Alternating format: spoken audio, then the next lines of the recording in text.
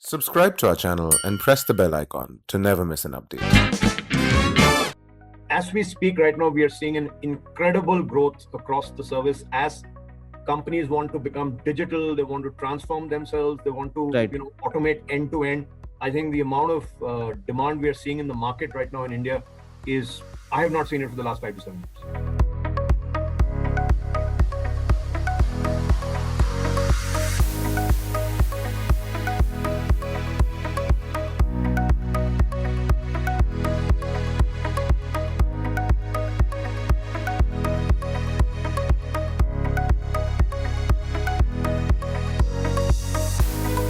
All right. Hi, guys. Welcome to another episode of CXO Central. Today, we've got someone who's a CEO of KPMG, one of those companies that everybody wants to get into. Everybody's always talking about it.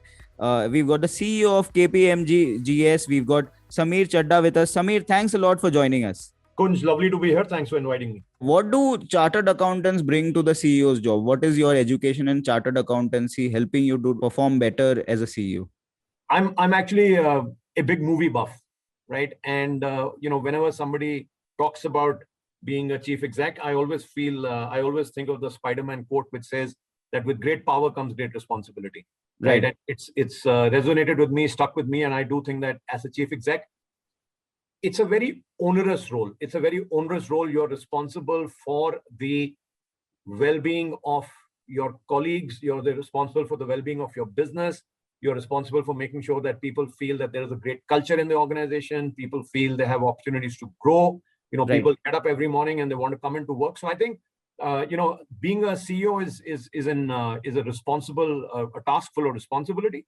I read quite a bit, and Jack Welch had once said that the attributes of a leader, and you can translate them into the attributes of a chief exec as well, is that you need to have 4 E's and you have to have 1 P.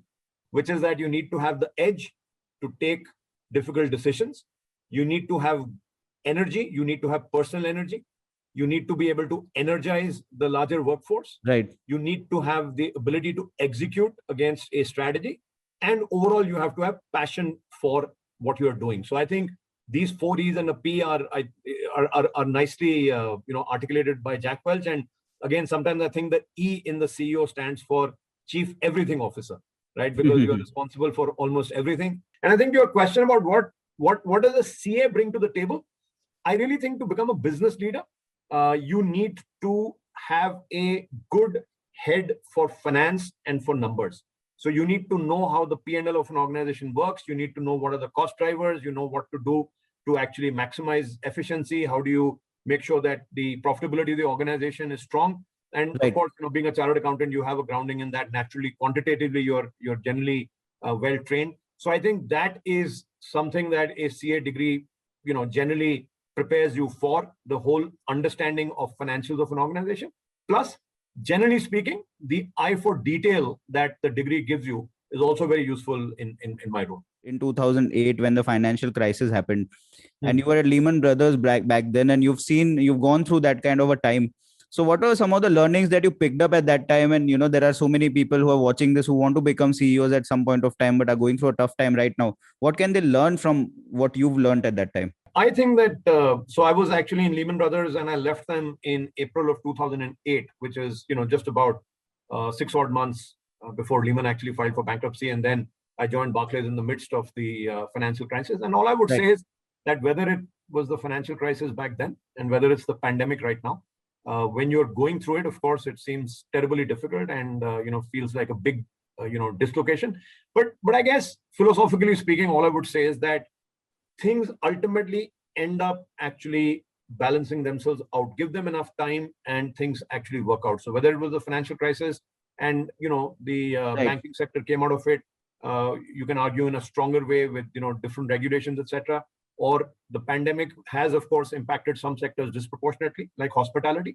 But the organization or the sector I'm in, which is the Big Four audit, tax, consulting business, we are seeing a lot of demand for in the market right now. So in reality, what we are seeing right now is something I haven't seen in the last 5 to 6 years in terms of just the sheer demand that is there for the kind of services that organizations like us provide. So all I would tell budding students who are coming out and, are wondering about campus placements, etc., that my own sense is that I've been through 2008. I've been through, of course, I'm going through the pandemic like everybody.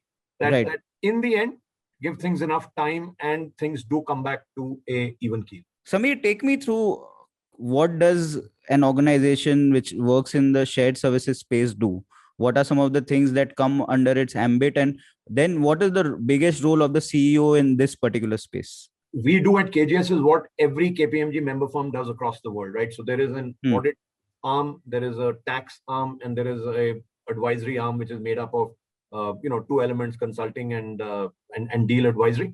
And Right. we therefore do exactly what would be done in a member firm. The only difference is that we are doing it in India. So think of it as somebody in the US or the UK or Netherlands, Australia, or wherever is doing some work, and we are doing the same work, albeit in India, in a kind of an extended team kind of a format. So no difference in terms of what we do versus what is typically done in a member firm. Of course, in a member firm, client interactions are far more frequent than Right. it would be with us, because we are obviously doing client interactions virtually. We are not necessarily flying out to meet clients regularly and so on and so forth. But broadly, there would be really no difference.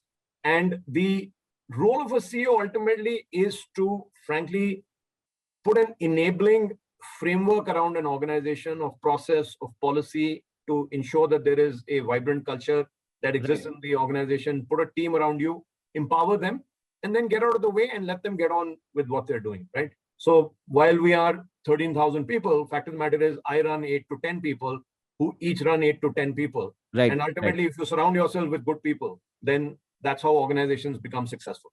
How has your expectation from the ideal employee changed?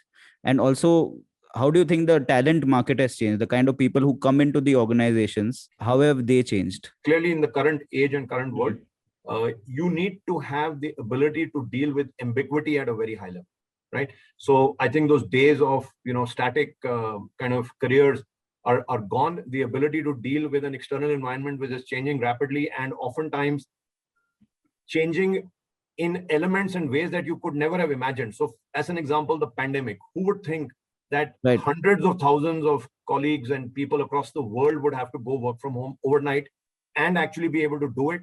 And you'd be able to hire people, you'd be able to onboard them, they wouldn't see your office, but you'd still be continuing to engage them, etc., etc. So I think this whole concept of agility and Right. how do you deal with those curveballs which keep coming at you from the external environment, how do you actually manage them, how do you show resilience, how do you show grit? I think those attributes are far more important today than they were when maybe I started off my career in the early 90s, right? And then of course this whole ability to, there is this phrase which is now often spoken of, which is that you should have a growth mindset, because things are changing so quickly that you need to keep yourself abreast of so many different things all the time. So I think this ability to not be rooted in the status quo, this ability to say, what, I am doing what I'm doing right now, but I am happy to learn more. I'm happy to become a different version of myself. I'm happy to add different skills to myself. And I'm happy to keep evolving and adapting to what the current, the current work environment is throwing at me. That is very important. How does a CEO evolve? Where is there space to grow from a CEO? Like where does Samir Chadha go from here?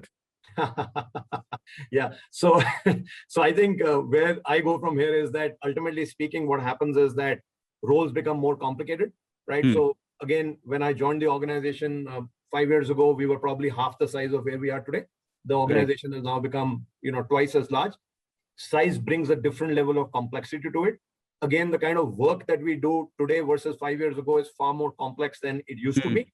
Again, you have to adapt to it. And, for me personally, I'm a fairly, avid learner, voracious reader, etc. And as I said, I'm not a technologist by education. So the ability to understand technology and all the modern technologies that are currently existing has been a real, one of the great parts of my job. But ultimately, I guess all of us as leaders, CEOs, whoever, right, the roles become different through scale. They become different through complexity. They become different through the kind of work that you end up doing. Okay, Samir, last couple of questions. One of the things I wanted to ask you was that you've been dealing with professionals from different nationalities, different cultures all over the world.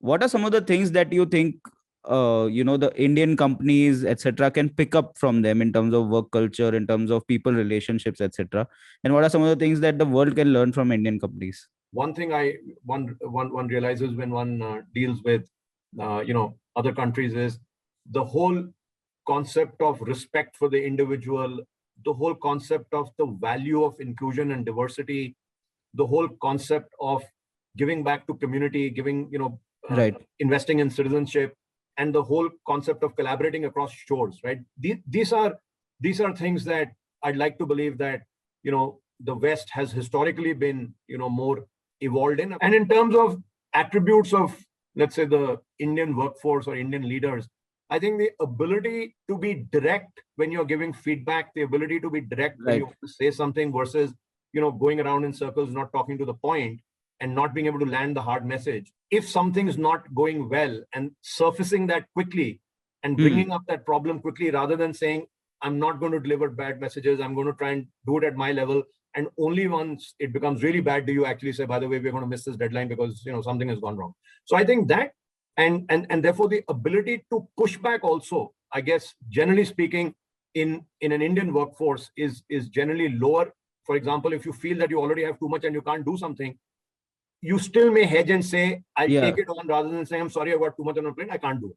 Right. And at least in my experience, and my experience has largely been with the West, which is, the US, the UK, etc. I haven't dealt too much with other Asian countries beyond a point. There, I think there is a clear thing that people say what's on their mind. They're not afraid to deliver the hard messages. They're not afraid to say no. And, I personally think that is a great, approach in corporate life. A lot of countries are getting very self-obsessed and want to focus on getting jobs for their people. In that space, how does the shared services business pan out from here? The ability to attract the kind of talent that you have in India at the kind of price points that you can get in India, and the ability to scale it, right, is something I think unique to this country. So if you really want to build, for example, a team of 100 strategy professionals, the ability to get them up and going and get high caliber people who deliver high quality work would be much faster in a country like India than it would be, let's say, maybe in the US or in the UK or some other country. And of course, the benefit of the price point that this country affords you. As we speak right now, we are seeing an incredible growth across the service as companies want to become digital. They want to transform themselves. They want to automate end to end. I think the amount of demand we are seeing in the market right now in India is, I have not seen it for the last 5 to 7 years. The message for the viewers, guys, is that there is a genuine positive talent arbitrage in India. People are looking at India for high quality talent. So if you guys skill yourself enough, and as Samir mentioned, also are agile enough to change as per the situations, you have a very good chance of being able to get great opportunities as the India growth story moves forward. Thank you so much, Samir. Cheers. So thank you, Kunj. And I'll just end by saying one message for all your students community is that, be patient in life. Building careers takes time. There is no shortcut to get to, a certain level in life. Right. I have 2 sons, and, my elder son, at least, who's working, keeps asking what is the easiest and quickest way to get to a certain way in life. And unfortunately, careers take time to build, and you have to be patient. You have to put one foot behind the other. And my experience after 30 years is that talent always finds a way through, and you'll get to where you have to get to in life, but don't be in a terrible rush to get there. Show patience, and you will ultimately get there. Perfect. Thanks a lot, Samir. Cheers. Thank you, Kunj. Appreciate it.